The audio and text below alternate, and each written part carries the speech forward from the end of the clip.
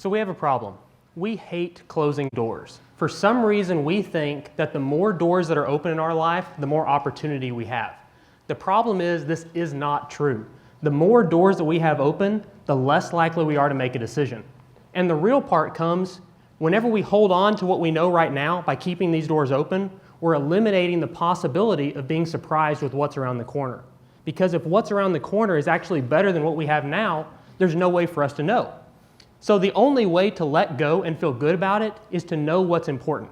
So how do you know what's important in your life?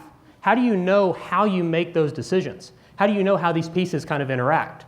Well, the way that you do that is by looking at the bigger picture. So you have to think, what is really important in my life? Because if you let go without a larger picture, you're just drifting. You're just going from side to side, you're moving around, but you're not actually gaining ground. So you're just kind of drifting and reacting to life as it comes about. So in order to get that bigger picture, you have to go above. You've got to step outside of your day-to-day and think about, how do my decisions impact the things that I do? How do I intentionally let go of something else to gain the capacity to be able to do something later? So you start by asking the question, what type of life do I want? How do I want to describe myself to myself? What's that internal narrative? How do I want to describe who I am, not only to me, but to others around me? So this starts by making intentional choices, by making intentional actions, selectively eliminating things from our life in order to increase our capacity. So whenever we become more intentional, we are eliminating those bad choices, which is freeing up something else. I call this concept less but better.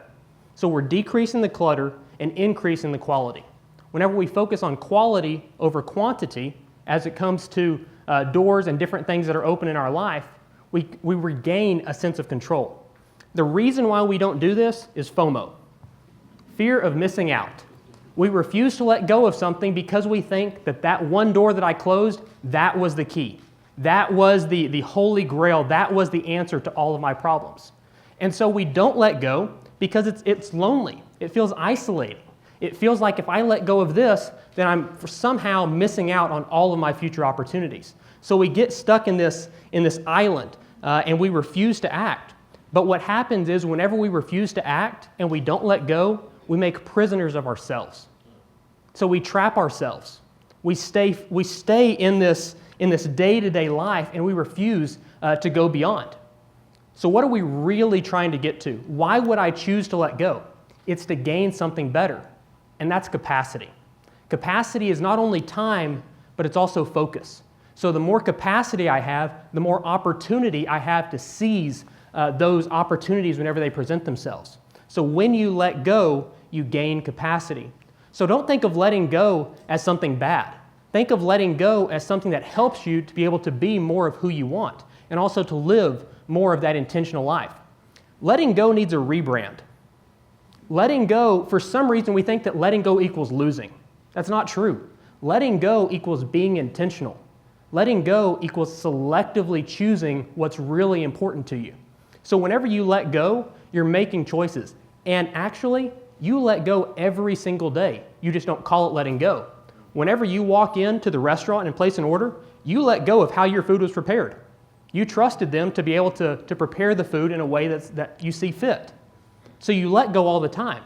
But whenever you let go, you're increasing opportunity. You're allowing yourself opportunity to grow. So whenever you think about how should I let go, what you're really saying is how do I want to grow? How do I want to allow myself more opportunities? Is the memory of what could have been robbing you of what could be? Why are you refusing to let go today? What is it that you are holding on to in the past that you have no control over today, and why is that allowing you to change how you live? So it's one thing to know this intellectually, to talk about it, but are you actually willing to do the work? Are you willing to let go of something to free up that capacity? Your opportunity awaits. Are you ready? Are you ready to seize that new opportunity whenever it comes because you selectively let go of something in the past? So how do you know when it's time? It's called today. Today's the day. Today's the day to let go of something to free up so that whenever that new opportunity arises next week, next month, next year, you've got the capacity to be able to do it. Thank you.